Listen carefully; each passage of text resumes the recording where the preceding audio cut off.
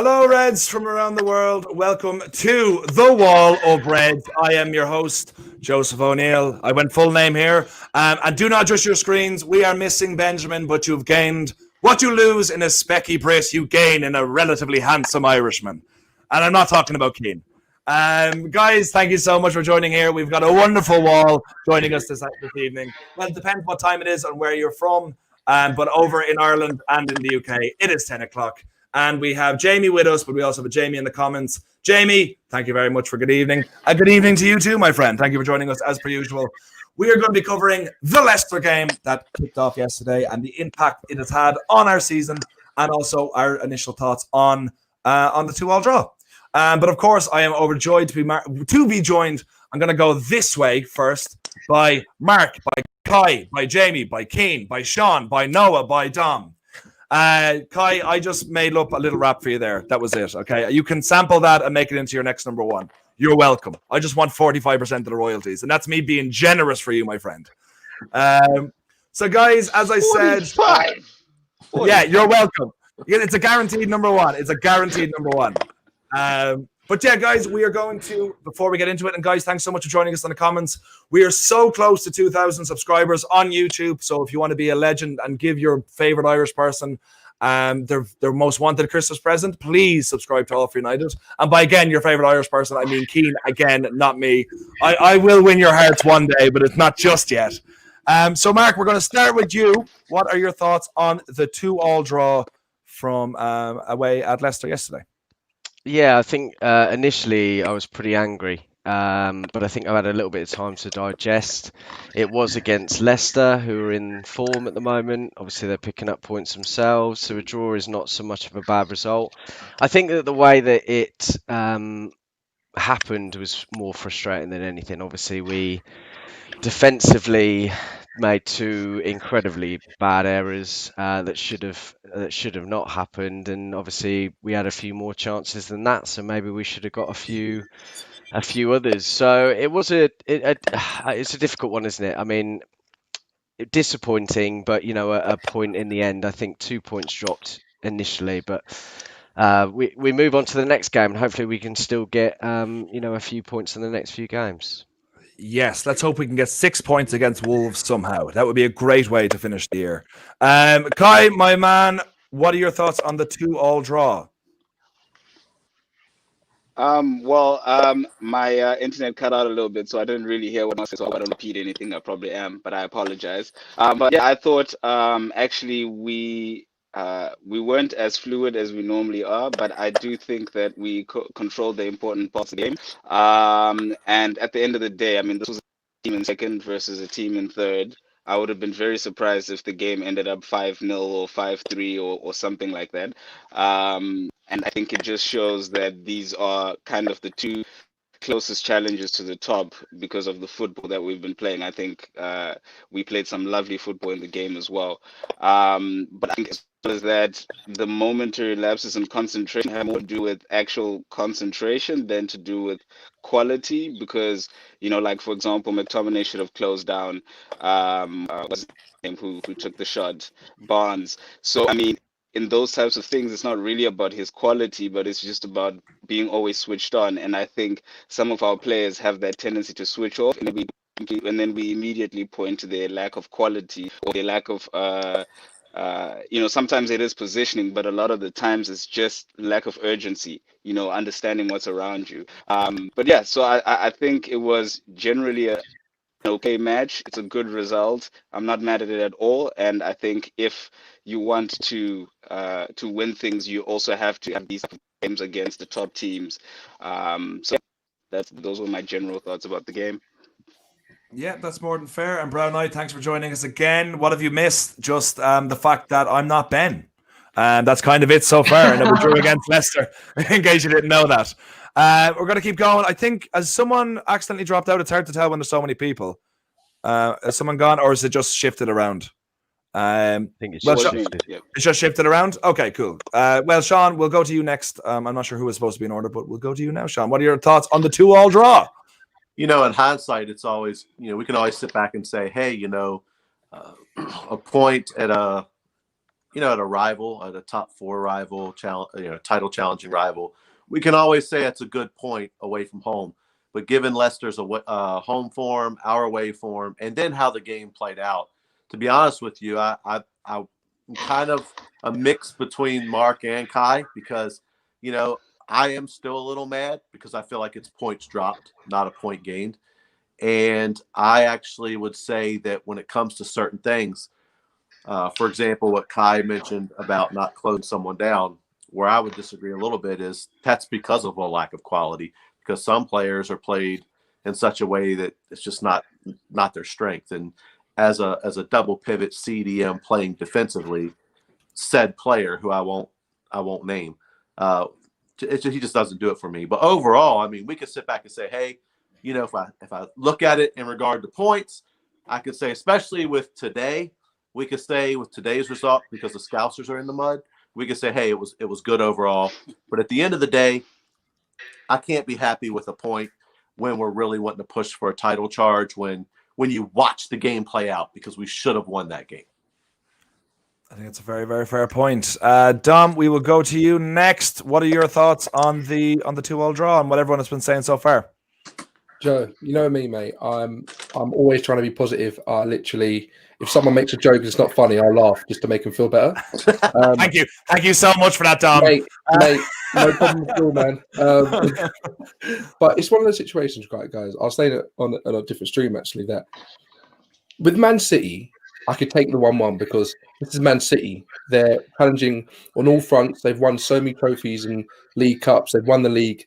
They know what they're doing, and they've got an experienced manager, right? But for me, that I was stressed after that game. I felt it. I felt like it was an opportunity missed. I feel like I said to myself, right, come on, try and think good, try and think positive. But for me, when you're playing up against a guy called Barnes, right? Barnes and Albrighton, it sounds like a bad shop. Like, it's just... It just got me too much. The players that we have... We couldn't hit a barn door, could we? We could not hit a barn door. No. I'm pulling out of that. Everyone please boo Mark. Everyone boo Mark for the worst one ever. You were looking for a joke, so I thought I'd line one up. Okay, everyone please. 3, 2, 1, we're booing Mark. 3, 2, 1. Boo! I like it. I can't believe you listened to him then. I thought I'd got away with it for the first few seconds and then you joined in, you bastards. Mate, I've got your back, Mark, mate. I love those jokes. But back to you, Dom. Yeah, and you're not laughing because it's pity, right? You're not laughing. Mate, okay, good. You know my different laughs. Yeah, it was a situation where I was like, there's no way. When you look at the stats as well, I don't like always looking at stats, but stats help you confirm what you believe happened in the game. Like, we had more chances. They had to come back from first goal we scored, they came back. Second goal, we came back. For me, there was so many mistakes and the mentality wasn't wrong. As a fan base, I feel like we've lowered our expectations because of what we've done over the 8 years. It's been terrible. It's been shambolic. But I was saying, like an analogy, like I go gym quite a lot. And to get to the levels that I'm doing now in terms of the weights I'm lifting, I've had to use bigger weights. I can't use the smaller weights because I'm not going to grow. I'm not going to get bigger and so forth like that. I feel like when you've got Rashford, who's missing those headers, you're still operating at a lower level when you know you can operate at a bigger level. When you got Scott McTominay not chasing down a ball and instead having a packet of crisps, like just watching him go past him, that's showing you that you're not pushing to that higher level. As Manchester United fans, we need to push this team on. Like, for me, it was unforgivable, and it just confirmed that Rashford is not a striker. Currently, he's not a striker. He could become a striker with teaching from Cavani, Solskjaer, and all these different people, but you do not at least get that on target. Scott McTominay, you do not just watch the player go past. Too many errors is why we won't get to the place we want to be unless we make sure that we're making that better. Unless we rectify what we're doing, because as Manchester United fans, we need to see more. And I know the players want to see more. I know Bruno was angry at that stupid nutmeg. What is the guy doing? What is the guy doing? Like, I know for a fact he would be like, that was stupid from me, but I'll score a goal to make it up. But that's not enough for me. I need the whole team to get on board, push forward, and looking at all the results of the weekend just shows me that was an opportunity missed. But I'm still backing Ollie. I feel like he's learning the job, but he's allowed to because of all the crappy managers we've had. We've tried every single different type of manager. It's not worked. Let's try a manager who cares about the club organically, intrinsically, and see where it goes. But yeah, I'm fuming. Yeah, that was very reserved. It really I didn't get any of your true feelings there at all, Dom. Cool. We're going to keep going to Noah, and that's some very interesting points as well, what you said about Rashford and Martial. Hold on, I have to find. There you are, Noah. So Noah, what are your thoughts from what the guys have been saying so far on your initial reaction for the 2-2 result from yesterday? Yeah, I mean, obviously with today's results, we can be a little bit happy because obviously Tottenham have dropped points, Liverpool have dropped points. But then again, do Manchester United really want to be relying on the teams around them to recover their poor their poor result of the weekend? No, Manchester United did not take charge of the game. It looked like the whole defense for me, had a very heavy Christmas. Ate too much turkey because they were really off the pace, especially Lindelof at right back, which I know we're going to get to. Scott McTominay in particular, went from being the Roy Keane level against Leeds, scoring 2 goals in 3 minutes, to being one of the worst midfield. Anyone in that position who's ever played defensive midfield would know that you close down the man in that position, and it was just shocking for me. I know obviously Bruno made the mistake trying to go for the nutmeg, but for me that's Scott McTominay's fault. I mean, you close that man down. And it's Harvey Barnes as well. It's not like it's Jamie Vardy or Edison Cavani or someone like that high quality. He really should be closing that down, and that was the real thing for me. The defensive woes was really the problem. And whilst there were some positives, Marcus Rashford grabbing his 50th goal in the Premier League, and Edison Cavani, showing his class, and really for me showing why he should be starting ahead of Martial for next game against Wolves.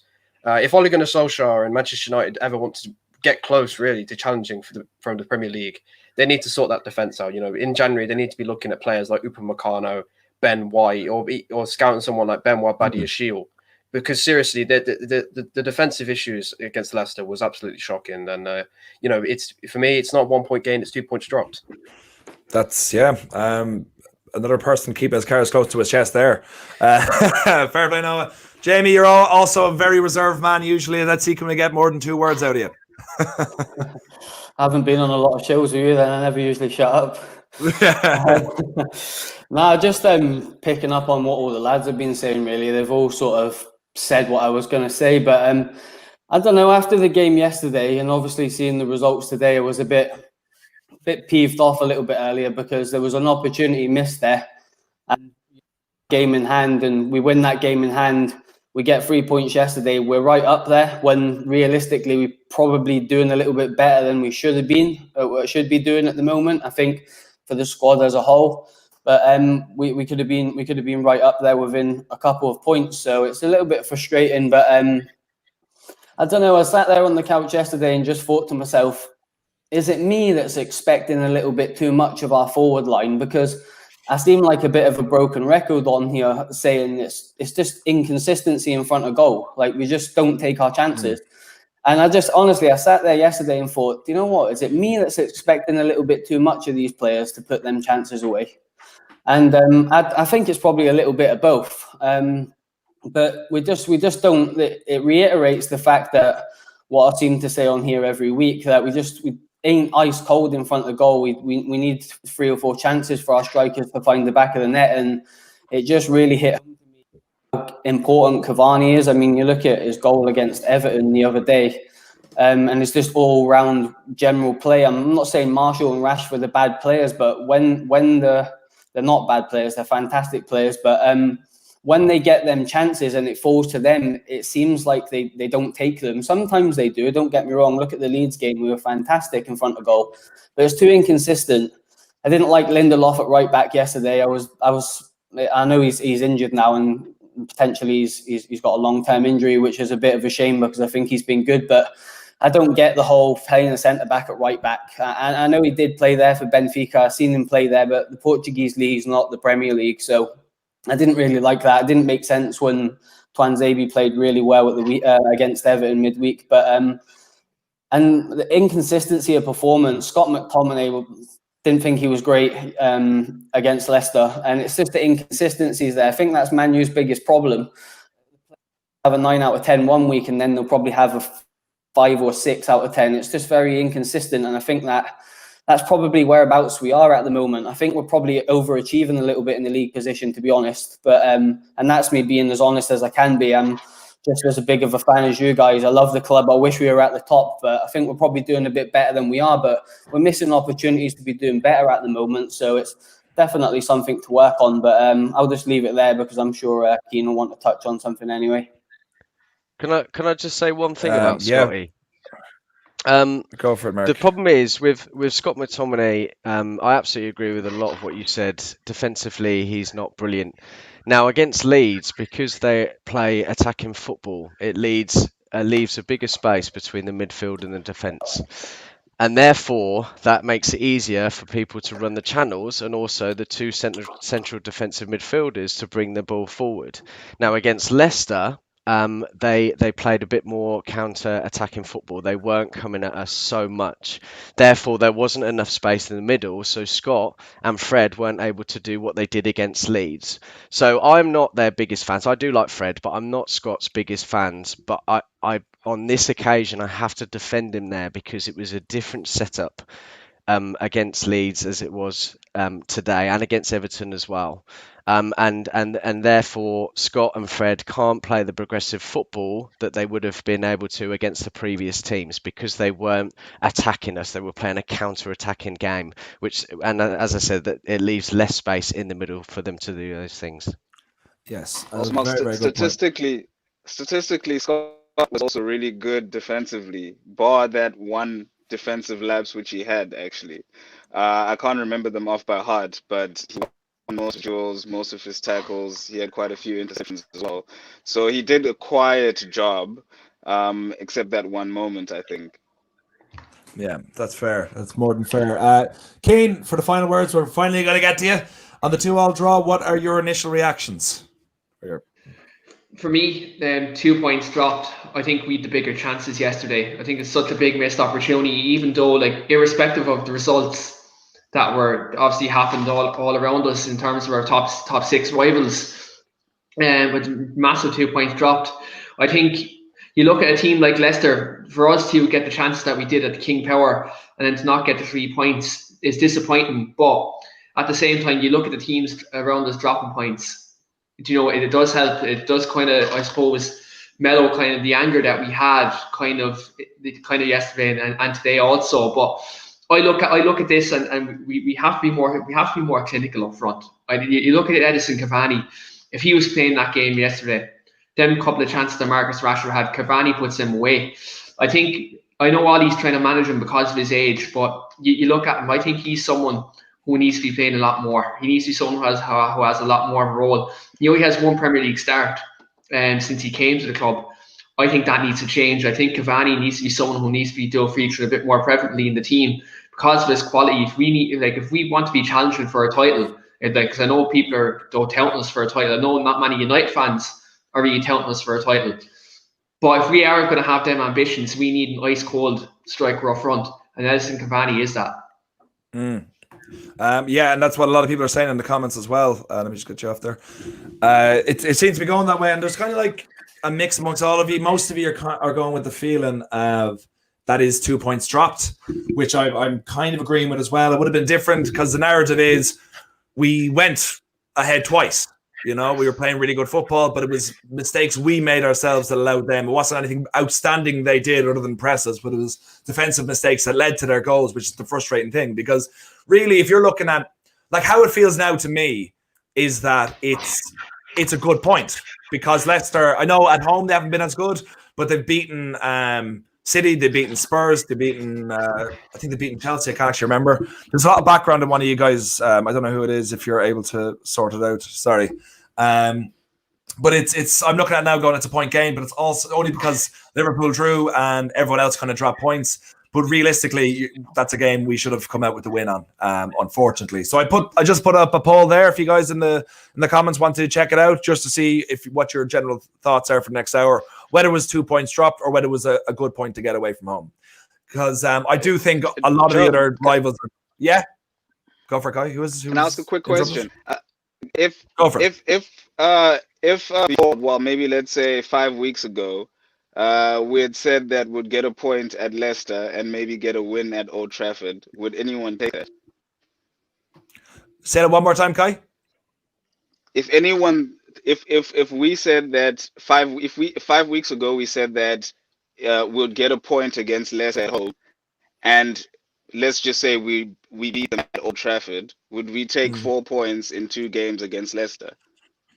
I completely agree with you, and I'm not saying that the way the result went was necessarily a bad thing for the season as a whole, but I'm just thinking now, the way everyone else's games went, the way we played against them, and the way we were up 2-1 with 5 minutes left and we let it go is the frustrating thing. But I completely understand the point you're going for, and it definitely, for a lot of people, it's the point gained. But we're going to Jamie, do you have another point to make before we move on? Yeah, just pretty much what Kai was saying there. I don't think it was a terrible result. I don't know if it come across when I was speaking that I thought it was a bad result. Leicester are a really good team, and I actually really like Brendan Rodgers as a manager. I think he's a very good manager. Full job too. He was too young. But obviously from the frustrations of the finishing side of things, although I sat there and sort of thought, am I potentially making a mistake here, thinking that we should be taking them chances? But like, I can't remember who said it earlier. It might have even been you, Joe, that says or Mark, that have sort of said they've sort of calmed down now. I'm at that point as well. And I've been analysing the season as a whole.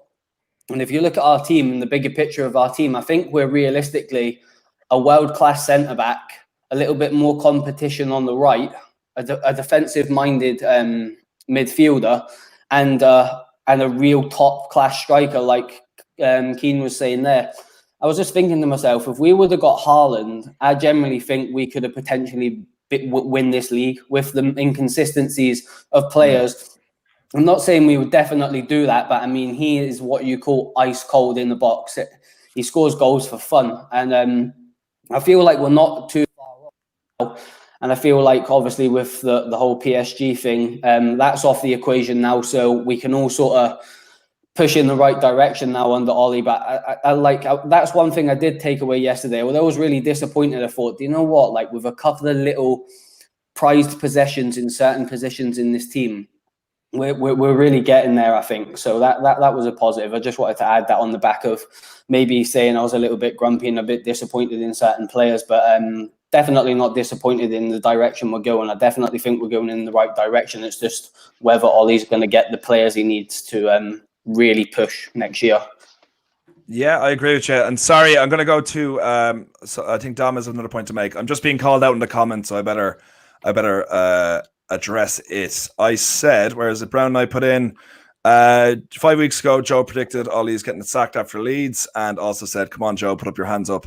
Brown, I know you have a thing for me whenever I speak negatively. I'm sorry, I'm going to put myself on big just for 2 seconds. I know you have a thing where you think that I'm negative and all this sort of stuff. I just speak honestly about what I think about the way the club is.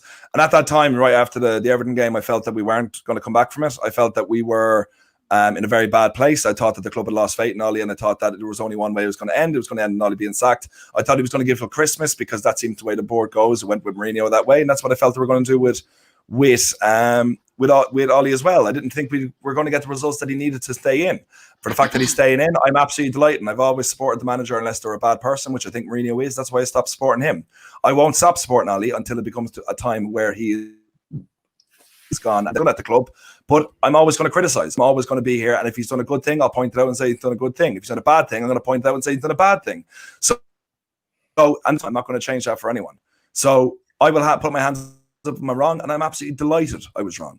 If I've said negative things about Martial, I'm the first person to celebrate if Martial scores. So you can call me out as much as you want, but that's just the way it's always going to be. So thanks for putting in the comments, and thanks for giving me an opportunity to just say that I'm an honest fan and I have honest opinions, and I'm glad when I'm wrong.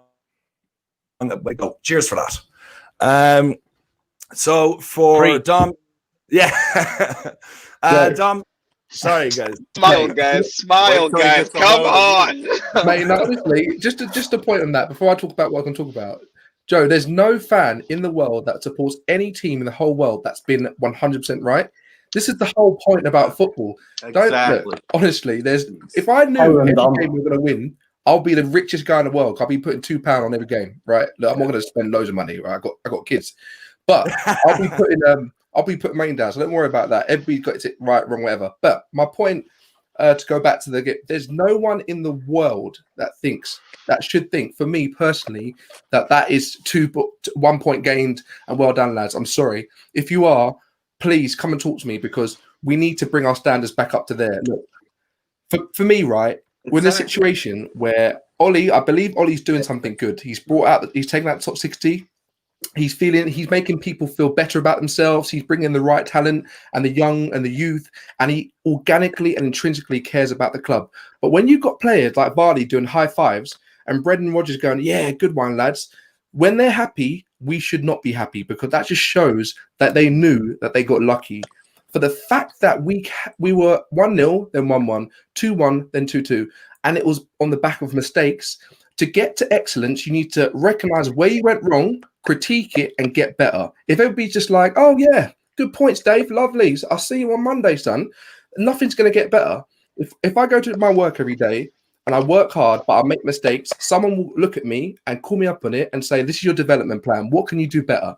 This is what we need to do for our team to get them back up to excellence. So we can trust what's going on, the bigger picture, and hope the board sorts it all out. But we need to show when something goes wrong, same as Bruno. If you took away that name, right, of Bruno Fernandes when he did that stupid nutmeg, people will be going in on him because they want to see him. But they'd be killing him. They'll be killing it. If you took off that Bruno Fernandes, the back of his shirt, people be like, what is he doing, you idiot? Yeah. Because it's Bruno, people thinking about what he's done before. And look, I love Bruno. I've got so much time for him. Come over a cup of tea. But for me, you made that mistake. And the best thing, Bruno will say, I made a mistake, lads. I'm so sorry.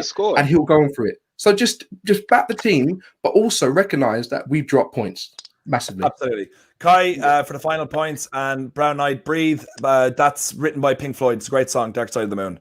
Kai, for the final point you have on this, and then we'll move on to talk about Lindelof right back. Well, just a quick one. Well, with Bruno, the thing is, he also scored. So, like, you know, we always say how strikers or how people make up for the mistakes that they do. But I do think that he did bail himself out, and then we should have defended better. So, I know that we should blame him, but what players do, big players, they come back, and then they make up for their mistakes in the big space. An assist, a goal, and then we move. But our defense needs to do better thereafter, I think. But I just think in terms of the way that we have to look at the season, we got to draw. The amount of games we draw is actually so small because we either lose or we win. So I think that also look at this from a point of view which says we need a bit of stability. We can't be winning every game because it actually isn't really that sustainable to be winning every single away game and then also expect also every single home game. So I think if we look at it from that perspective to also say maybe a little bit of stability, normality, which is also some draws along the way. That's how I'm looking at it. It's not necessarily gained, but it's also to say we can't be winning every game. And if we win another game, we then expect to win another one. And a defeat is around the corner, and defeat is always worse than a draw. So I think now there's some continuity that we have, in terms of our play. We haven't been halted in any way. That's the only thing which I'm saying, in terms of that. Yeah, absolutely. Absolutely. And this has been, Kai, if you save on the electricity bill by using less lights, you might be able to turn up the central heating a bit. I think because you sound a bit chilly, I think what Brendan is trying to say there. It's okay. Mark, going to come to you on. We had a lovely discussion there on the 2-2 on the results with that, but there was a couple of interesting. The lineup when it first came out, I personally was very surprised seeing Lindelof at right back. A bit of Solskjaer trickery. Across the board, we'll just see what people's thoughts are in general. But I'd not to be the first person to have an opinion on this. I usually come to it last. This is why maybe we should have kept Delo, because Fosu Mensah isn't a good enough right back. And if you're asking someone to play out of position, this is what's going to happen. You're not going to get the best game out of them. So you can't blame Lindelof. You have to blame the club for allowing a good second right back to be allowed leave. So that's my thoughts initially. But Mark, come to you. Lindelof at right back. Well, I don't think any of the other ones that you mentioned are any good defensively. Obviously, Wan-Bissaka's out at the minute, and I think that he wanted to shore up that right side like he did with the left side with Luke, so that their wingers couldn't go at us. And I actually think he did okay. I think our goals, I know we've got some defensive problems at the moment, but I think our goals were from other mistakes in other areas. I thought Bai had a really good game. I thought Lindelof was okay. He didn't do a bad job, and I think that he wanted to shore up that defensive side. So I don't think it was all that bad, really. I think you would have probably had a lot more mistakes from Fosu Mensah. I think even if Diego Dallo was here, defensively he's not great. Going forward he's okay, but that's not what we were looking for. So when Aaron Wan-Bissaka out, and this is a big problem for us, I think you're absolutely right. The club do need to invest probably for some competition on that right side, or move Brandon Williams over. I've said this since a long time ago. He's a right-footed player, and we should move him over to the right-hand side. But it looks like he might be going out on loan too. So I guess you can blame the club for that. But again, it's not an overnight process. These things take a bit of time. I'm just as frustrated about getting players in over the summer as everybody else. But hopefully, they can look at this going forward. We've got January. Well, obviously round the corner, and obviously Lindelof is now injured, so hopefully that will create some sort of hopefully that it will cause the club to have a look at some players. I think Noah, I think it was that mentioned about Upamecano. I think he would be brilliant, and perhaps this would be the perfect opportunity now to go in January and to get another centre back. Yeah, I think that's a fair point, and I'm going to go to Sean for this one because we haven't actually heard from you a while, which upsets me because I love hearing Sean speak. He has a wonderful accent and he has a lot to say about a lot of things. But Mark brought up a point there, which was something that I was trying to maybe, gently nudge on. The fact that if Lindelof is injured, this means the club might, have to invest. They might have to go and actually get someone now instead of waiting to the summer for that investment. So could this be a shining light, or do you think the club will postpone anyway? And also, if you can fit your thoughts in on Lindelof, that would be great too, on how he played yesterday. I thought it was a horrible decision. I don't back it. And I'm gonna tell you why. Like, sometimes Ollie doesn't make good calls when it comes to who to drop, who to take out, who to do this and that. Victor Lindelof has been one of our best center backs, if not the best center back, depending on who you talk to, this season. And he's been playing hurt. He said it. His national team coaches said it. And the fact is he's not a right back. I know he played some over in Portugal, but like I believe it was Jamie said earlier, the Prem is a whole different beast. And so I didn't like it because I agree totally with what Mark said. If you paid attention to the academy at all, Brandon is a right-footed player, plays on the right. Actually, again, this is just from what I've seen, Ethan's a better option than even Brandon. Why he can't get a sniff, I don't know. But let's forget about them. Let's go back to the previous game. Axel played well over there, right? So Axel played well. Eric Bailly played well. And why didn't we just stick with that? So now we have Vic that's injured, possibly from what I heard. I hope this is incorrect. Maybe even for the rest of the season. I don't know. I hope that's not the case. Yeah. So true. I don't like it. I didn't like it again. And I know that the biggest issues at our club are the board and the lack of investment. Well, not lack of investment, because we've backed managers. We've bought a lot of players, spent a lot of money. Bad investment because we don't have a director of football, and seemingly not many people running that club know what they're doing. So at the end of the day, it bugs me that it went the way that it did. And while I thought Vic did okay, if you go back and look at the game, you will see that they heavily targeted him on that side. And so while he was not to blame for the two debacles of goals that we gave up defensively, that I just don't back the decision.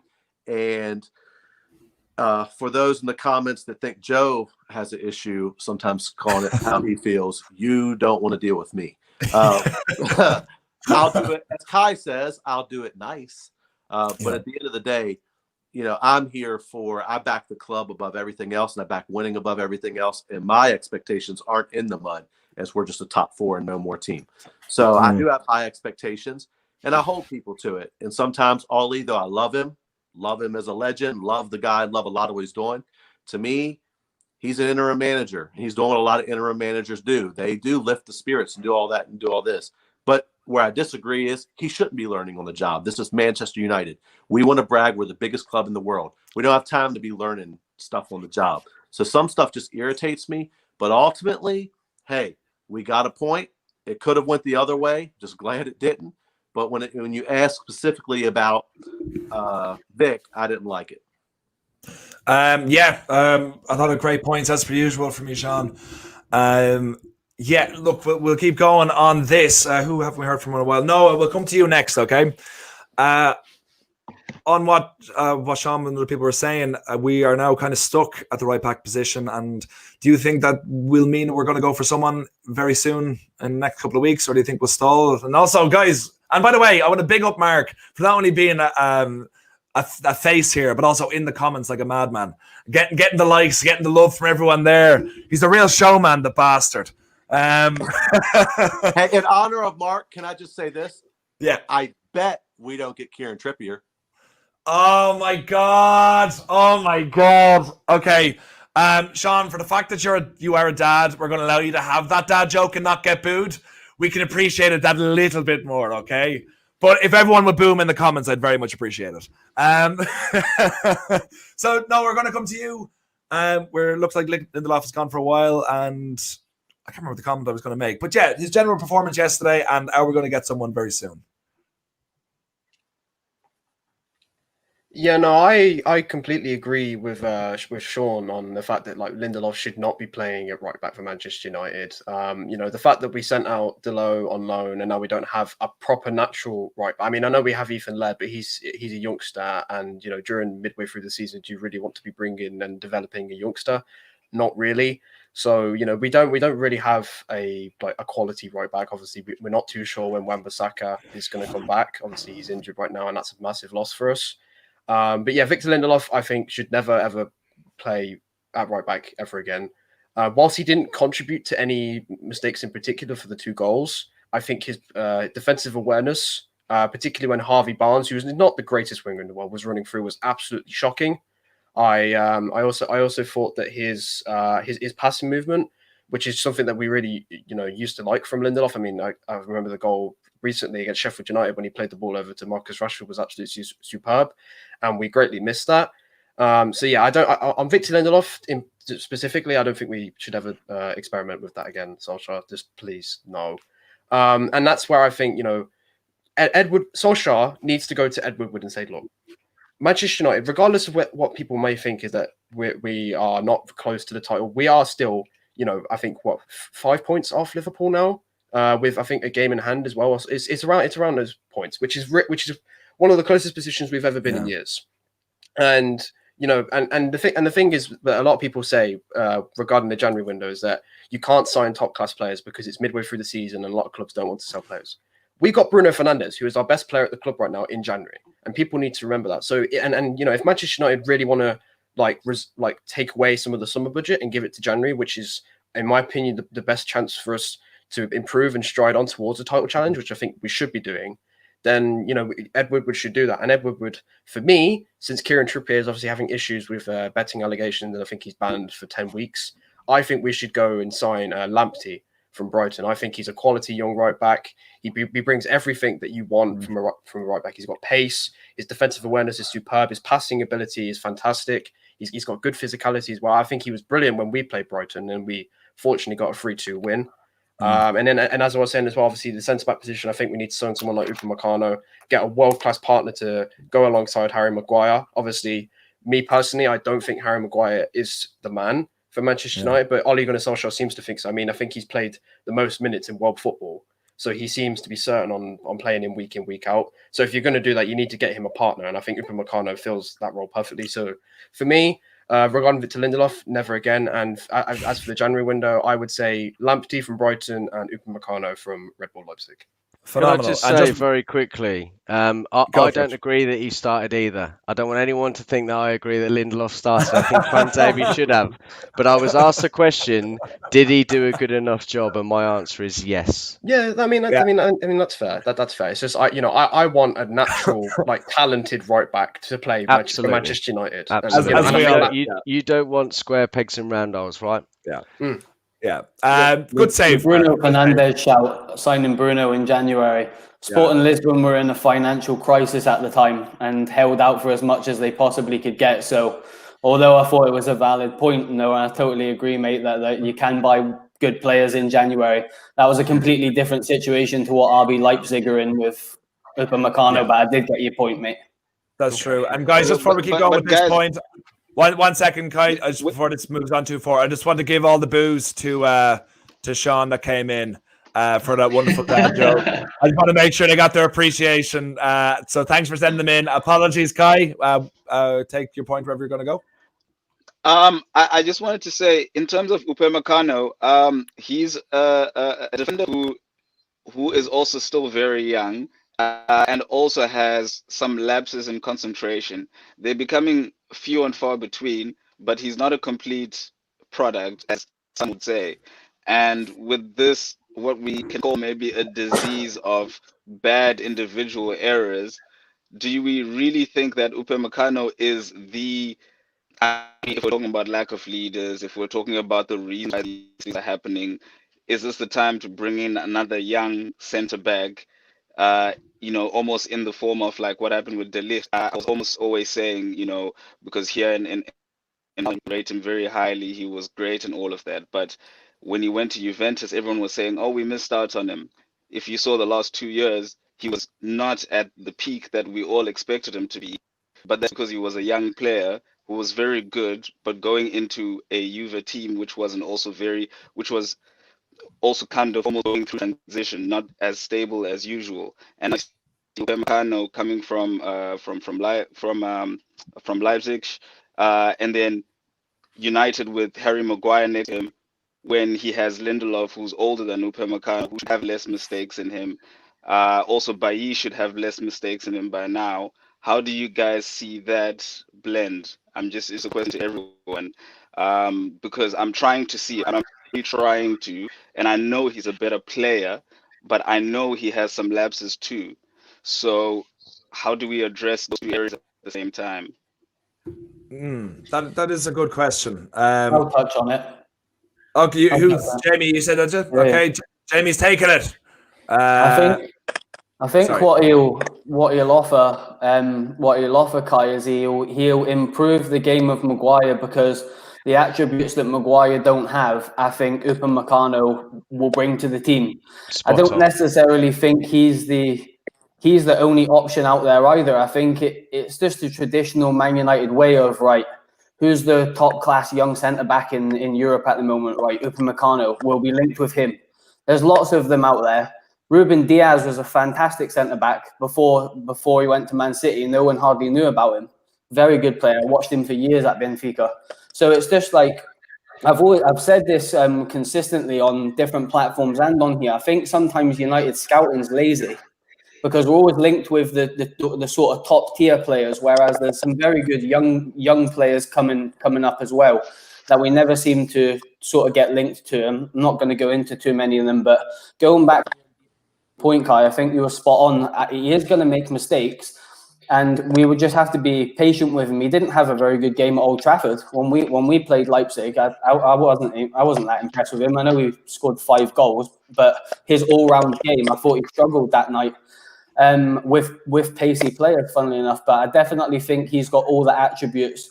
And let's be real, Lindelof's a great defender. Tuanzebe's a very coming centre back. But if you're looking at a Premier League player, and the pace element, the power, the ability on the ball, to be comfortable on the ball in tight areas, to play into the midfield, I think he's probably got it all. But we would be very naive to think if we're going to bring him in, he's just going to be the perfect player straight away, because it doesn't exist. Look at Nemanja Vidic, he was terrible for the first couple of months, and then he went on to be club captain. I think that purchase would make a lot of sense because it's got longevity. feel like that's the way United are going now. And Maguire's not going anywhere. It's always going to be Maguire and someone, or Lindelof, Twanzebe, and Maguire. Maguire's, I think the commentator said again on the Leicester game, he's played the most amount of minutes in Europe. So Ollie loves him. He's the club captain, which in my opinion he shouldn't be, but we won't get into that. So he's always going to pick him. So I think if you're going to go out for a world-class, top-class centre-back, Upamecano would be the preferable choice purely for the attributes he would bring to the team that Maguire doesn't. But as I said earlier, there's a lot of centre-backs out there that could do that, not just him. Nice one, Jamie. We're going to go. go. That Bailly would have. Sorry. No. What are you saying there, Kai? I'm saying Bailly is basically the same thing, really. He's just older and he's just injury prone. He's hurt all really the time. Talking about it. He's really kind of the same thing. So, I mean, that's why I'm saying that we also have kind of little patience for someone like Bailly as well at times. So it's going to be a tough one, I think. I think we just need to be okay with our players making mistakes next to Maguire, I think. Cool. Guys, we're gonna go to one or two more people on this point because we're 45 minutes in and we've discussed two topics. So I'd like to get to one more topic at least before we finish out this evening. Was it Noah? Did you have a point to make on this? Do you want to take it from here? Yeah. No, I'll make it short and sweet. I both understand the points made by Kai, and I'm so sorry. I forgot whose name I was just talking. I really do apologize.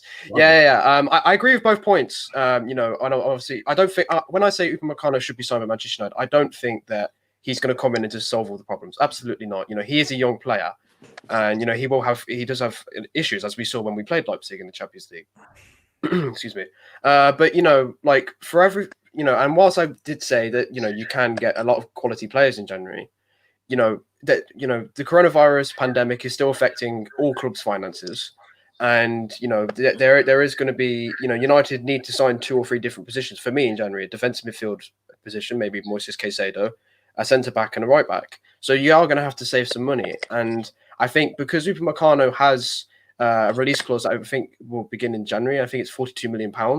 Leipzig would probably accept something in January of £50-60 million, which in theory for a young centre back who is very, very close to becoming world class and would perfectly solve the issues that Maguire has. I think it's worth it. And at the end of the day, for Manchester United, who need to who should really want to be going towards a title charge and like pushing Liverpool, So and like I said, I understand the point of there are some other options, but do you really want to be bringing in a 19-year-old centre back to like try and slot in during like mid-season and like trying to go for the title? I don't think so. So I think Upamecano is probably the best financially, the best like world class and like quality wise, and the best probably to solve Maguire's issues. That's all I was going to say on that point. Wonderful stuff. This is an absolutely class episode, guys, and we're really getting a wonderful points as well. And I appreciate everyone who's come on tonight to discuss all this stuff, and everyone is being really wonderful in the comments as well with all the stuff coming in. So we're going to keep going. We have another topic to cover. We actually had about 5 or 6, but I think we'll only get to 3 or whatever it was. Dom, we're going to start with you on this one as well because you've been very handsome, but you've been very quiet for the last 10 minutes. So looking forward. That's how you be a good host. You compliment, even if it's a lie. You compliment. Mate, I speak so much on my streams. I'm giving people a chance today because I'm just giving people a chance. You just don't want to lose your voice. Don, we're going to move on to kind of someone who really, every time he comes on, he changes the game completely. And also, sorry, I'll make my closing point on this. I don't think there's only one person that can come in and change the backline. My thing actually isn't the backline is the main problem. It's who's sitting in front of it. We need to sort out more than anything else because it seems to be mistakes coming in from negligence in front and not being protected properly. And every defense needs to be protected. So I don't think we're being protected properly, which leads to a lot of mistakes. So I feel that our main thing should be a CDM, someone to sit in front and a bit of a ball player too. That's for me who I think we should look at first. But moving on, Dom, we're coming to you. The Uruguayan, the El Matador, he came on. He changes the game so fantastically every time he does. What are your thoughts on his impact, and where do you think we go from with him? Should he be starting, or do you feel an impact sub is his calling at this age? When you get a player of his caliber on a free, it just automatically stipulates how he's going to play throughout the season. Anybody who's that age, who's played for that many sort of teams and score that many goals, you know for a fact that we're going to get a player who can't play every single game. God, I wish he could play every single game because he brings a new dynamic to the team. He teaches people like Rashford, Martial, Greenwood the movement, the inside, the cutting in, the fake. He's not just got really good hair. He's really good with his movement and his football intelligence, and he knows where to put the ball. Don't get me wrong. I could find about 1,700 YouTube compilations of when Cavani misses sitters. He does it all the time. But the difference is in the big games and when he's playing with good players and when he's got to try and do something and affect the game, he still affects the game, even if he misses something. So for me, Cavani's been the revelation. I know for a fact probably a lot of people on this stream were a bit iffy with Cavani, and so was I, because I don't like the panic situations. I don't like just press the red button. Oh God, who are we going to get? Like a flicking lucky dip. I don't like it. I like there to be some sort of systematic sort of thinking and planning behind it. But the output that we've got for what we put input, because it's not been that much. We just paid a bit of agents fees and stuff like that. It's been fantastic. And what I want to do, I know Rashford and Martial and Greenwood are never going to watch this stream, right? But if they ever did watch the stream, if they ever did, they don't watch anybody's streams. What's the point? If they ever did, though, I would say to them, can you just watch Cavani, right? Just watch Cavani and understand what a striker is. Rashford, you're not a striker right now, okay? You know you're not. We know we played you last season. We tried to put you through the middle, didn't really work. Greenwood, you're not a winger. You're a striker. You're not playing well out there. He's not scored goals anymore. He's just not scoring. It's Martial. He's finally got his goal, but his tenacity, his vigor is just not there. For me, we can improve and keep going, but we need to get more strikers like Cavani that have that ability, and they could potentially change into it. But who would agree with me here that really, apart from Greenwood, we haven't got an out-and-out striker?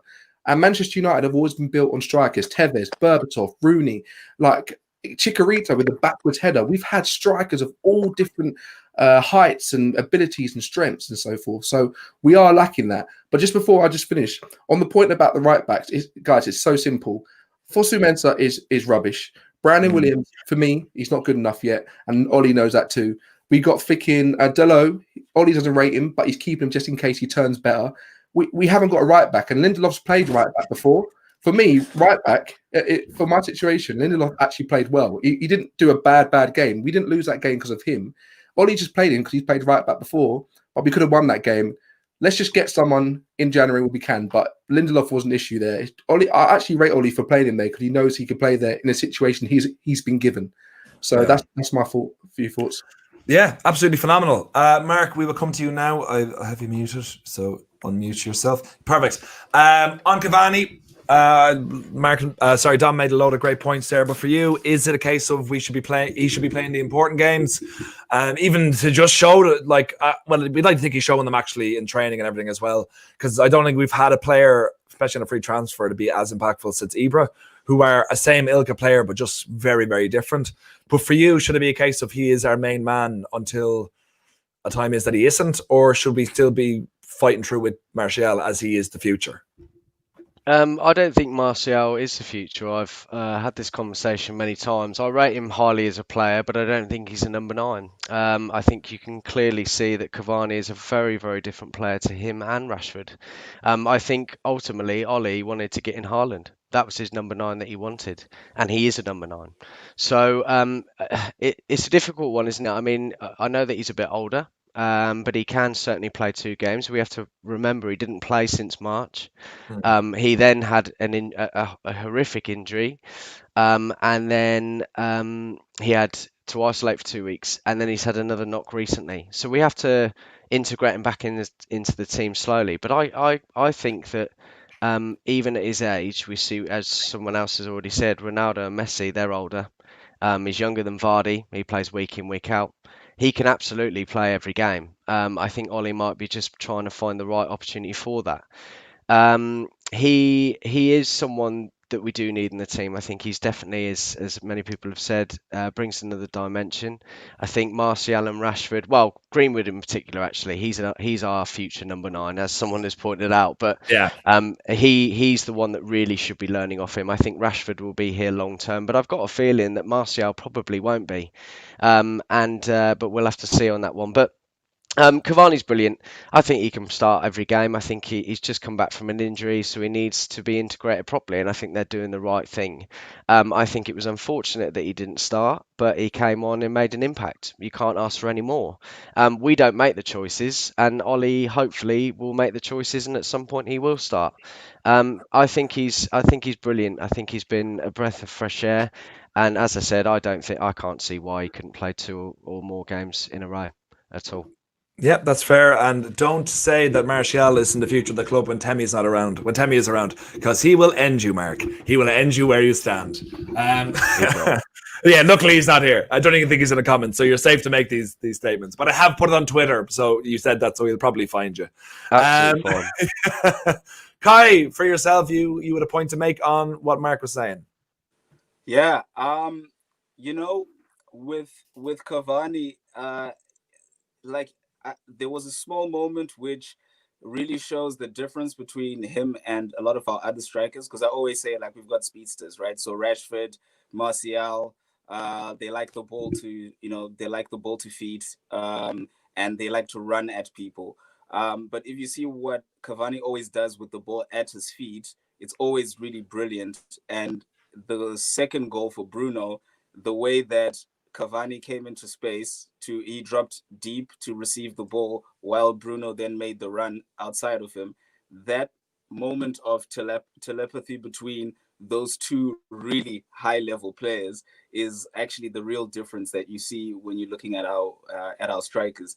And I think it's just about, like a lot of the guys have said, people who think about football at that level.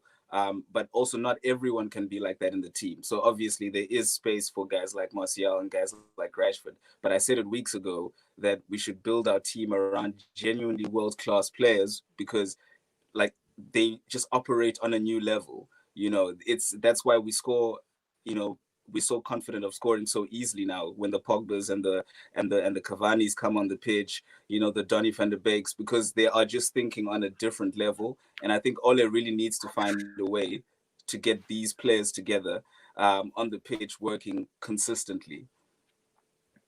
Yeah, fair. And Kai, can I just add on that one, Joe? Absolutely. Quickly? You know what, right? It's crazy, guys, because if you think about it, the only reason we're hyping up Cavani is because we've never had a real striker. How many strikers have we had? If you think about it, Cavani is 34 in February, right? For me, in the real world, 34 is fine. You could probably get married, get a nice house, whatever. It's fine. In the football world, you're like a flicking granddad. You're on your last day, you've got a flicking walking stick, and you can't move, right? The guy is 34. Could you imagine if we actually got a striker who's in the pinnacle, who's actually a striker? He would be all over. Cavani would be useless. It's just because we haven't had a real good striker. Rashford's not a striker. Martial, for me, he's not a striker. He's a baller. Oh my God, he's so good. But he's not an out-and-out striker. Greenwood is, but he's not being allowed to play there at the moment. So when Cavani comes in, who is a recognised striker, he knows his role, he knows where to position, he knows the simple passes, he knows to shoot, he can header a ball. Loads of our team can't header a ball. It's ridiculous. They close their eyes like in preschool. It's ridiculous. Because we've got an actual striker who's coming in, it's made us think, oh my God, Cavani, absolutely unreal. But really, he's not the best striker that we could have got. And as Mark was saying, Haaland was our actual ambition. He was our goal. That's the sort of level striker we're looking for, who's young, ambitious, loves the club. Cavani's come in and been amazing. I rate the guy, but our standards need to go back up because he was a panic signing. We were a bit iffy about him. And because he's actually a striker who's different to our strikers, because we haven't got any, he's actually making him feel like he's Maradona or rest in peace, or Van Persie or anything like that. So for me, I can't wait until we get a proper striker. Like that's not it. The thing with Cavani is he's genuinely a good footballer. So if you see how he has the ball, how his mind works, he's also just a genuinely good footballer. So it's not really like we're looking at him like he's Maradona or anything. True, it's the first time we've had a player who actually operates at that level up front for a while. But what I think he even operates at a higher level than Zlatan in terms of the way that he moves and his movement. But that's because they're different types of players. But it's just, I know it's about his age normally, but you're right with the general sentiment that says that we should be looking at a younger player that's also at the top of their powers. But I think Cavani is just a very good footballer, even though he's older. He's just genuinely a good footballer. Okay. We're going to get Ty and Dom their own separate show. We'll put it on live directly after this, and then we'll let all you guys, as long as you stick in the comments, we'll absolutely love it too. Sean, we haven't heard from you in a while. Are you on the Cavani love train, or are you still waiting at the station for Aaron Haaland? I loved what I just said there, and I messed up the end by stuttering. Oh, let me really make people angry. So ultimately, I don't think that Dom was saying earlier that he wasn't one that really wanted Cavani. And I think that anybody that's followed the career of Cavani of late would be smart to have not wanted him, because not only was he not scoring a lot in Paris, he was injured a lot. And now a lot of you young guys watching this won't get it because you're still young. Well, I'm not. And I played a lot of sports at a high level, and I have a lot of pain. When you start getting muscle injuries, those things recur. So the reason a lot of us didn't want Cavani was because of the muscle injuries, and we can't depend on him to be our number one striker game in, game out, because we already see him getting hurt in our squad.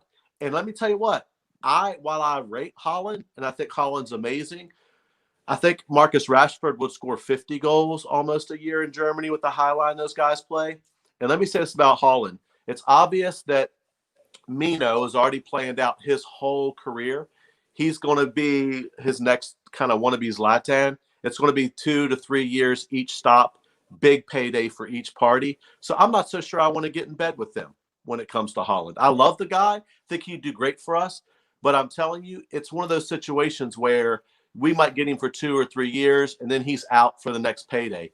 And if you watch the first year from Haaland at Salzburg and how he acted in front of the camera, so now you can see they're already building this character, trying to be the next Zlatan, and we know how Mino rolls. So I don't know if I'm too excited about that myself. That's very fair, Sean. We're going to come to Jamie now, and then we'll go to Keane afterwards. But Jamie, you have a couple of points to make on this. It was actually when Dom was speaking, I was just going to ask him a question, but obviously we've just heard from Sean, but I will just touch on it anyway. With regards to Cavani, I think a lot of people sort of look at Cavani and for exactly what Sean's just listed there, the injury record. He was playing in a very good PSG team, and he actually when they brought in Icardi, who's in my opinion a world-class centre forward, he actually got in the team ahead of him. And people think that Cavani's old and had it. He isn't. There's a player there to learn from, and we've got very young players that needs to actually improve their game in aspects and attributes that he has. So I know we spoke earlier.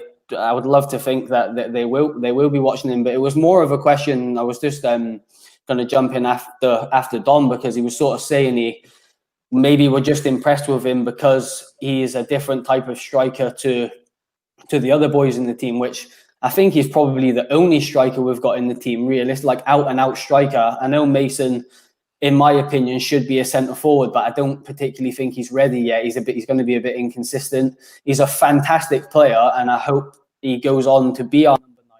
Definitely got the ability, but at the moment, Ollie does like to play him from the right for some reason. He can come in comfortably off that left. He's got a Van Persie-esque style about him. He can whip balls to the far corner, and he scores a lot of goals from them positions. So I don't think Ollie sees him as a centre forward. I think he did want Haaland. There's no secret we didn't want to pay the fees, but it was just going back to my original point. I was going to say to Don there. If we're only impressed with him because of the fact he's a different striker, did we not have that different striker, that out-and-out goal scorer in Lukaku? I was just going to say, what did you think of him? Because was he not the answer then? Because I don't think there's a lot of world-class strikers out there. Yeah, okay, so we'll go to Dom on your response. Good one, man. Yeah, no, and I'd say the same thing as you. I'd say that Cavani, people are impressed with Cavani because we haven't got an out-and-out striker. We haven't got a recognised striker. We haven't got Berbatov, Rooney, Tevez, Hernandez, all these different choices for different games. That's why people are impressed, and that's why I'm impressed too. I rate Cavani. I want to play every game. But I think the difference with Lukaku is that with Lukaku, he wasn't great on the eye. And I'm being completely honest. And you might think it's not just the eye test, but sometimes people don't like what they see, how they play. It's like with AWB. AWB is a fantastic defender, but he's not great going forward. But I'll tell you right now, people wouldn't be talking about his forward play if he didn't play like he was flicking on ice skates. They wouldn't be talking about it as much. It's the way he played. And for me, Lukaku was one of those players where he was so big and he was in the gym so much. He looked just too big and he couldn't, his first touch got affected by it. And although he's scoring goals wherever he goes, you've got to actually build your team around playing like that, knowing that he might not have a first touch, knowing that you might just need to launch a ball down, hoping that he kind of brings it in, protects it. Lukaku's a different player on the eye. So if you want to play a game like Inter Milan did, when they can just pass the ball up to Lukaku, he spins a player and runs it down the line, that's fine. But Manchester United have never been that sort of team. We've been the team that brings in wingers. We're the team that progresses as a team, and we have a nice balls to the left, nice balls to the right. Cavani is that player. He moves around. He finds space with Hernandez, with the Berbatovs. That's why I think Lukaku didn't really work out. Yeah, absolutely. And we'll get back to Jamie. We'll give you a chance to rebuttal on that, and then we'll move on to Keane. Yeah, I was just going to say quickly there, I meant to say before Dom come on and answered the question, I thought you've made some absolutely spot on points tonight, Dom. That's why I wanted to push it back to you a little bit more and bring up Lukaku just to see what you thought of that. So really appreciate that. I should have dropped that in right at the end, but I would just touching quickly as well. I think Sean's spot on with what he said about the longevity of signing Haaland. But maybe that's just us as Man United fans. Maybe we do want longevity. Maybe it just doesn't exist anymore. I think Man U have traditionally been a club that have kept players far too long past their sell-by date. And maybe we're just wired that way to think if we want to sign a player, maybe there is no short term in our heads. Maybe it's all got to be long term. They have to be the certain criteria. They have to meet the certain standards of what a United player is. He needs to be there for the 10 years. Maybe that doesn't exist anymore. And maybe it's the same with managers as well. I'm not going to open the Ollie door, but I'm just saying maybe we want a Ferguson type era now, and maybe it doesn't exist. And maybe players are going to have to come in for 2 to 3 years and push on, because I don't think the club at the moment, although it hurts me to admit it, I think we probably are a stepping stone for the top players. And that it happened with Ronaldo, but we have to be realistic and think that maybe some players are going to look to us to be that step. And I don't necessarily think that's a bad thing if you've got the right players in. I don't particularly want to go down that route, but I'm just touching on what Sean said. It just got me thinking there, maybe we're looking at it and thinking, oh, longevity, 10 years, 12 years, be the next Keane, be there as long as Neville was. Maybe that doesn't exist in the current 2020 football player nowadays. So if anyone wants to come back at me on that, I would be interested to hear if maybe that's just us that think that as Man United fans, because we are a longevity club because of the manager. I don't want short-term signings as well. I'm not saying for a second Sean's wrong. I want long-term. I want players to come in at 22 and be there until they're 30. But maybe. And you know what? If we had any, if we believed in United and how they dealt with their transfers, I don't think that would be a problem. I think in the back of our minds, knowing how we deal and how we line people up, how we're giving people long contracts and, I think you're absolutely right. I think things have changed. I think that things aren't for the longevity anymore. I think there are too many agents involved that have, a lot of onus on all of these things. And therefore, I don't think it's ever going to be like that. I think that ship sailed. And I think that if United were better run, they had the right people in charge to get in the players necessary and be able to offload properly. We can't even offload Phil Jones. We can't even offload. We can't even offload Rojo. So that doesn't give us any positivity at all, does it? So and until that's there, I don't think it's going to be any good for us. Yeah, I think a lot of depressing points made very well there. But we're trying to be optimistic here. We're trying to have a nice little, wonderful, United are the best team in the world, and no one can compete with them, and everyone else is assholes. So, Keane, speaking on strikers, you have a point on who do you think Well, I'll ask this question generally, but you have a couple of points you want to make first, then I'll ask the question I was going to ask. And also, Brown Knight makes his point as well. Guys, all those watching, please, can we get likes on the video? Come over. If you're watching on any other platform, come to YouTube, please watch it. Can you please give us a like on our YouTube channel and subscribe while you're there too? Sorry, Keane. Take away on the point you'd like to make. Yes, like look, you look at a striker like Edison Cavani. I think like he's 34 now. Kind of, he's at that age now where like look, he's not going to be in his prime. But what he is giving us at the moment is experience up front, and he's kind of having that kind of same effect that Zlatan Ibrahimovic had when he first came into Manchester United.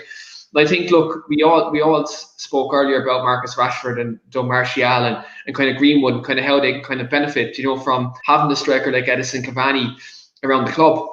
I think if anything, of all the three, if you look at Martial, you look at Rashford, you look at Greenwood, I think Mason Greenwood is the one out of the three who should be kind of be taken under Cavani's wing almost, because I think out of them three, I think he's the most natural number 9 we have, and I think Mason Greenwood long term could be Manchester United's number 9. Everything he does is with such elegance, and like you've seen, like from all the age groups, he came up from the 16s, 17s, 19s, 23s.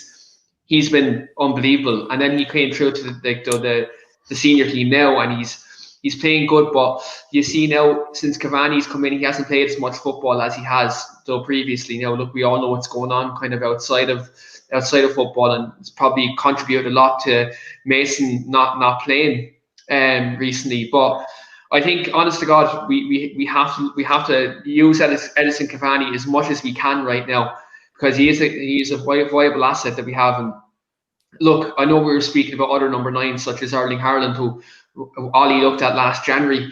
There's as Jamie said, there's probably not many natural number 9s out there who could probably come in Manchester United to look at. So I think for the short term, Edison Cavani does work, but long term, I think Mason Greenwood is probably United's number 9. And look at it, I can even see in the comments Charlie McNeil as well. Charlie McNeil's tearing it up as well. So yeah, I think you look at Charlie McNeil and Mason Greenwood. There's young strikers at the club who can definitely look at a striker like Edison Cavani on the training ground and also on the pitch during the games, and they'll learn a lot and kind of take stuff from their game and add it to theirs. Great, wonderful points, Kane. So we're going to get into the final section of the show, which wasn't actually in the show notes. I've gone rogue, and I know Ben is watching now. He just texted me, Ben, I've gone rogue. I've gone mad with power, Ben. We're not going to be talking about the Leicester game for the last 10 minutes, and you can't stop me unless you text me and say stop it. Then I will stop and go back to talking about the Leicester game. But since we're talking about players' performances and who we are looking to bring in, I'm going to go to each of you and say, this is my question. It's kind of a 3-part question. The position we should be looking to buy in the summer, in the January transfer window, who should we looking to bring in? And also, if we don't bring in anyone, where do you think we'll finish? Is that fair enough to everyone? So we haven't heard for the first time, actually, we haven't heard from Kai in a while. So we'll let you take this one first, okay? Wow. Thank you. Wow. That's some serious shade, bro. Yeah, now you're confirming the myth that I talk too much. Well, firstly, I already think that we're already getting a player in Ahmad Traore. So that's one signing that I think we can quickly integrate, because he'll get his minutes on the right hand side, and hopefully if we get Caicedo, which I've been so impressed with. I never watch South American football, but on the occasion that I did, I saw this little kid and I was like, what is that?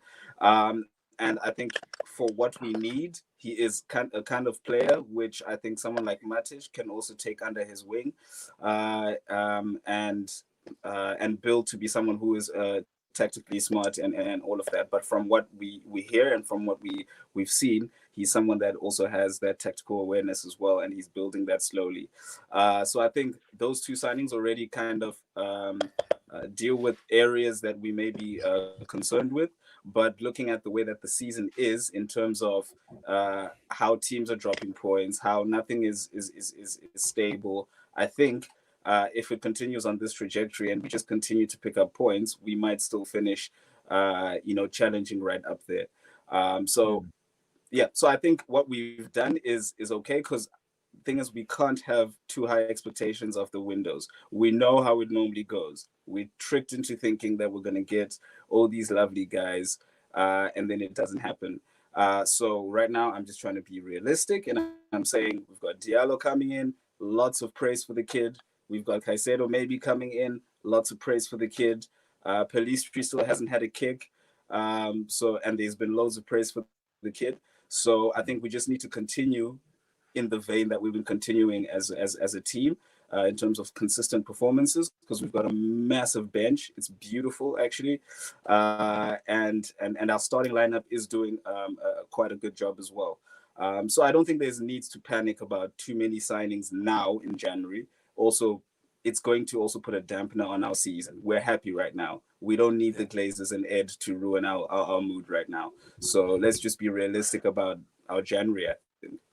And where are we finishing if we sign only Diallo and I think that's just Diallo and Caicedo? Yeah. Well, I think we'll be around the same position. I think we'll finish second, in all honesty. But yeah, I think we'll finish second. Okay. Behind not Liverpool, then I'll be relatively happy. Behind Liverpool, and then I can sleep. Yeah. behind the victims. That's what I like calling them. That's a good. I like that. Noah, we're coming to you next. Player position you want to fill? Who's going to fill it? And if we don't sign anyone, we'll count, since Diallo is already officially done. That's kind of done since the summer. We won't count him as a January signing. But if we were to sign no one new, where do you think we'll finish? Right, so I was talking about how we do need an actual right back, but I'm taking into the fact that, like, by January, Wan-Bissaka will be back and hopefully will stay for the rest of the season. I think we can all agree that probably the biggest problem for Manchester United right now, obviously we spoke about Cavani being old, etc., but the biggest problem for Manchester United right now is defending and stopping goals from going in, because I believe we've only kept 3 clean sheets in the Premier League this season, and you're not going to challenge keeping 3 clean sheets. It's just not going to happen. So we need to either improve the defensive midfield, which, I mean, it's looking to be Moises Caicedo, 19-year-old Ecuadorian, who I also do rate.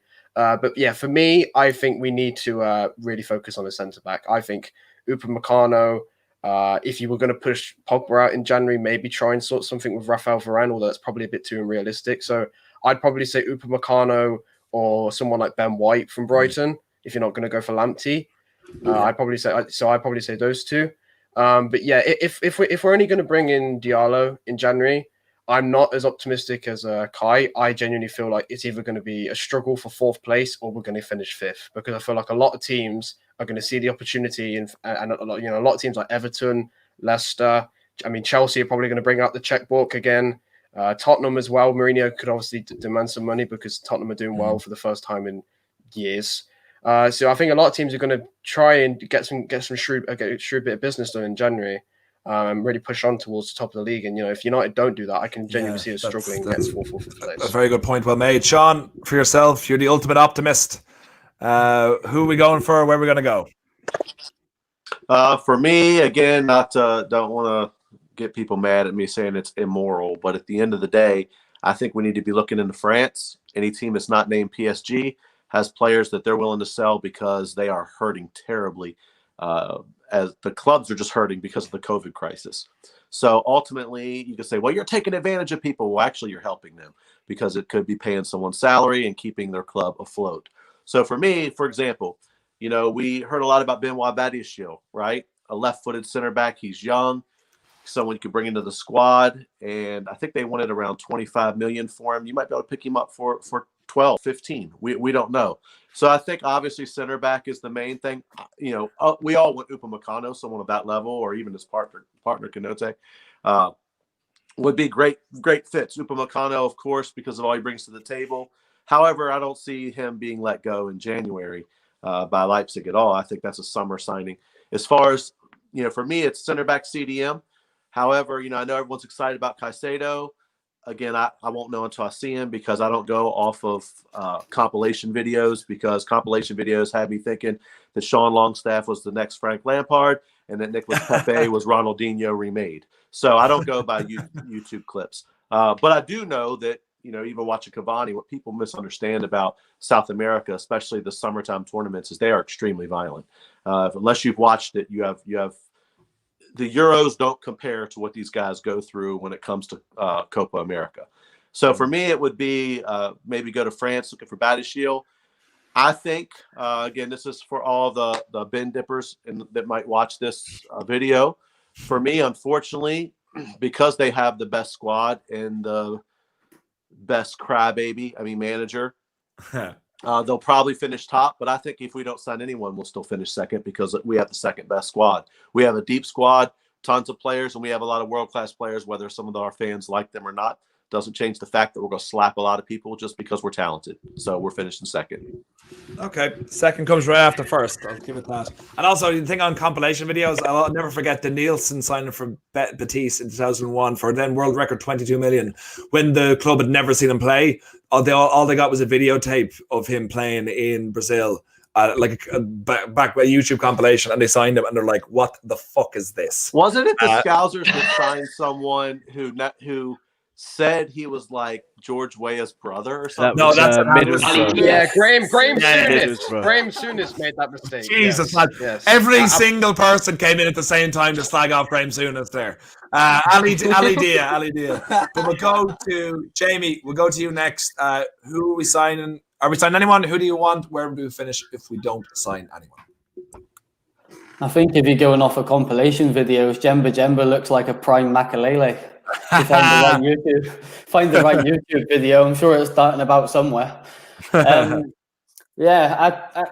don't think we're going to sign centre back. I was going to mention that earlier when we were discussing that, but obviously completely forgot to mention it when I got the opportunity, which was a bit annoying. But I don't think we're going to go in for a centre back, although I think we would do. I just don't think there's enough out there in the market available, and I think we're going to have to get this next centre-back right because we've bought a couple and it hasn't really went to plan, so to speak. I'm not saying Maguire, Lindelof, Bailey are bad players. It's just I think they've probably not done as well as we were hoping they were going to do for different reasons. They haven't done bad. They've just not. Harry Maguire's probably not lived up to the price tag. That's not his fault. It's just maybe we're expecting a bit too much again, like I was touching on earlier. But I think realistically, I know we're being linked with the young South American boy. Don't actually know that much about him. I'll be honest with you, which is relatively strange for me as I'm like obsessed with football and boxing, and that's all I ever watch ever. So he has slipped under the radar a bit. But if Kai tells me he's a good player, he's a good player. So I'm sure I'll pick Abdul's brain at some point as well. If Abdul thinks he's all right, he'll break it all down his whole career for me. So He's gonna be great. I think looking towards the Premier League, I think it would be probably wise to look at players. There's some very good players in the league that play for lower teams. I like the boy from Brighton, Bissouma. I think he's a really good defensive-minded midfield player. But if it was up to me, and I'm just going to say if this was on my choice, I think we've struggled playing, having a deep line playmaker from deep that can play them balls from a deeper position in them two pivot positions. We don't have it with Fred. Matic is very good on the ball, but likes to play sideways, not necessarily to the forward. He doesn't necessarily look for the forward. He's got very good passing range, Matic, but he just doesn't have the legs to be able to sort of influence the game on both sides sometimes. I do think Matic is probably the best ball playing midfielder we've got, but he offers us different qualities. Fred's passings, we won't go there long enough. I think we've got to look at a deep line playmaker. And yeah, we've probably got him with Donny van de Beek, but I don't necessarily think he's fitting that mould at the moment. I think potentially he could do. But if it was up to me and I had to make the signing and I was given the check, I would go for Sabitzer at Leipzig because I think he can do both. He can play them killer passes. His pass range is absolutely fantastic, but he's not scared to get in dirty either. And I feel like he's got a very good defensive-minded player when he's not in, when his team's not in possession, but when he's got the ball, he can influence the game from deep like a Michael Carrick. And I feel like we haven't had that since he's gone. So I feel like he's probably the closest you're going to get. I'm not saying it cost a lot of money, dream. but yeah, that would be my pick. But Dream. there's loads of players out there. But the thing is with United now, we need qualities in a position, not just an all-round good footballer. We need a specific master of a certain thing. And I feel like he ticks maybe 3 of the 5 boxes what you're looking for in that position.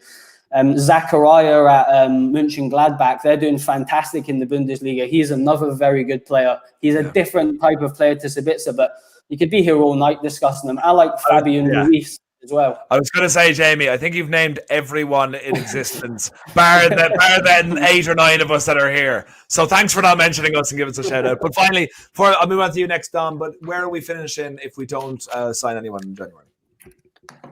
Where I think because of the inconsistency of the league, if we can sort of get a good run going, we'll comfortably finish in the top 4. But I feel like if we can just get some consistency, we can really push. I'll be honest, I'll probably get some stick in the comments as well for saying that we're not going to push, but I don't see us winning. We'll fall off. We're going to be inconsistent, but top 4 definitely. That's fair. Dom, for yourself. Yeah, man, this is for me, and this might not be what everybody's thinking, but I don't want to rush into this transfer market. We can see that Man United are not one of those teams that have a football director. They sit around a table and go, "Hey lads, I've got a list. My list is better than your list." I honestly don't think they do it, and I wish they did do that. But I feel like they need a year to actually figure out what's going on, because when we hear murmurs and rumors in the news, Kieran Trippier, that's probably true. Casino, it's true. We haven't heard anything else really of note because they don't know who they want to get. So for me, the one positive that I see is that we're going for a different profile of player. Huge. When have we ever gone to an Ecuadorian football looking at some kid who, I don't know, they're probably paying a car park? Like, this is amazing. Like, we're actually looking for diamonds, like rough diamonds, like Palestri, Diallo. This is fantastic. And look, I've gone on YouTube just like everybody else. I can't say he's the best player in the world, but he looks good. He looks strong. He looks powerful. If we bring it in, we can't lose anything. It's 4.5 million. We've got Diallo coming in. We've got Palestri. Obviously, we know we need a centre back because for me, Bailly is the best centre back at our club in terms of power, pace, recovery. But we don't know if he's going to remain fit. So really, we do need a centre back. But if it's not going to be a centre back for the future that can be here for 2 years, got a good injury record, good consistency like at Alaba and so forth, and a good price, and doesn't smash through the wages, I don't think we should go in the market until we know that we can bring in the right profile player. I don't want to start doing this thing when we just keep panic buying. If we just bring in Casido and he gets a few games, we bring in Diallo and so forth like that, I honestly think we have the team to challenge.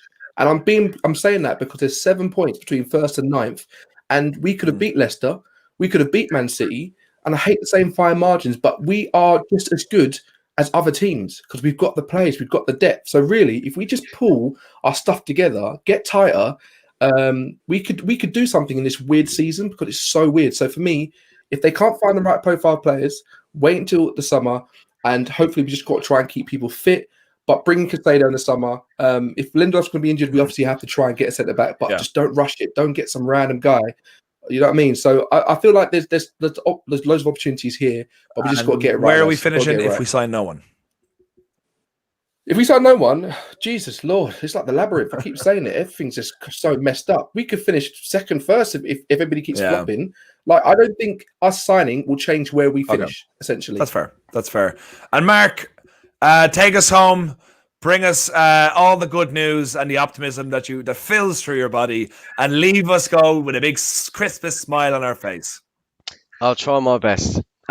Right, first and foremost, I think a central defensive midfielder is definitely our high priority.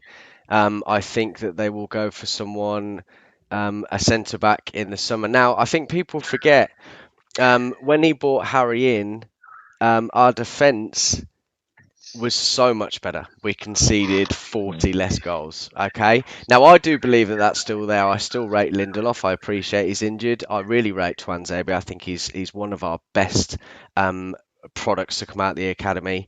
And I actually think Harry Maguire is very good. And I actually think you'll see a much better Harry Maguire when we do get that centre back in. But I think a lot of our mistakes come from our central defensive midfielder. I don't think Scott's up to it. I think actually I'm going to disagree with you, Jamie. Fred is actually a very good deep line playmaker. Yeah. I also think that Diallo, I'm actually really excited about him coming in. I don't think he should get rushed in. I've actually seen some great things from Palestri. And actually, I absolutely agree with Dom here. We probably won't win the league. And I do think that we need to get one or two players in order to do so. And I'm really hoping now we've learned from having our hands burnt before that we're not going to do that. We're not going to just go, shit, we're without Lindelof now. We need to get someone in January. I don't think we're going to get anybody in January, and I don't think that's a bad thing. I think we definitely have. People were talking about in the summer our squad depth, it's awful, and now everyone's saying the opposite. But I think it's somewhere in the middle. I think it's much, much better than what it was.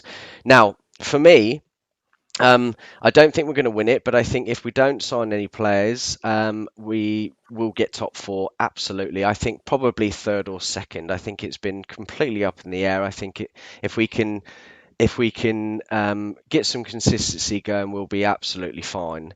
Moises Caicedo, he's only young, but he's very, very good. His ceiling is very, very high, and he was that highly rated there, and they have a very good scouting network and product of youth. He was playing for both the senior team, the under-23s, and the under-21s, I think it was at the same time, and he had to fly on a plane within the space of 4 days to play in a semi-final and a final for the senior team. He was that good, so I really think that he's going to prove a lot of people wrong when he comes in. He won't be made for the Premier League, but he's got Matic, he's got Fred to a certain degree. I think he will have enough. Carrick, he's there. I think he'll have enough support around him in order to become a brilliant central defensive midfielder. He's 19 and he's got a lot more to prove. So I agree with Dom. I think they could do it, but I agree with Dom. I think if we don't, I don't think it's the end of the world at all. And trust me, I saw a comment about the Glazers loving me. I can't fucking stand them. But let me tell you, if they don't go into the transfer market, I don't think it's the end of the world. Okay, I actually, to be honest, I agree on that point as well. I think if you look at what other clubs are doing, I don't like comparing us to anyone else, but if you look at kind of the main point, I remember when Liverpool when they missed out on Van Dijk the first time, they didn't buy another centre back, even though they were shit at the back. They just waited till they can get him in the next transfer window. I think for us, it's the same thing. Don't buy just for the sake of it. Buy a player that you know will improve the squad and will be there for, it might only be 2 or 3 years, but want to be there and the right fit for the club. But guys, we could literally go on for hours and hours and hours, and I really, really am happy that we're not. I'm so tired. I was tired before we came on, but you guys with your electricity and with your wonderful points and just being amazing people kept me awake and kept me interested throughout the whole thing. And guys as well in the comments as well, you've been phenomenal throughout the whole thing. Thanks so much for joining us. Please be amazing people and like this video, share this video, subscribe to Off United, and make sure before you do any of those things, make sure to follow Mark, follow Kai, follow Sean, follow Dom, follow Noah, follow Jamie, and follow Keane on their social medias. Give them love, because no United fan or United talking head should have less than 1 million followers on Twitter. And if we don't get 1 million followers on Twitter for each one of them, I'm going to cry, and maybe because I'm very tired. But for you guys, thanks so much for joining us this evening and for the afternoon, if depending on where you're watching it. You're a bunch of legends. And Brown Knight, thanks for the peace offering, and also follow Joe. Thanks, Joe. Much. Cheers, guys. We will see you next time. We'll be at the preview for the Wolves game tomorrow, which we're definitely going to win. I'm hosting that. Hopefully one of the guys here will be joining me. So join us again for that. Subscribe, like the channel, like the video, like us all. You're a bunch of legends. 3 points are coming. Cheers, guys. Bye.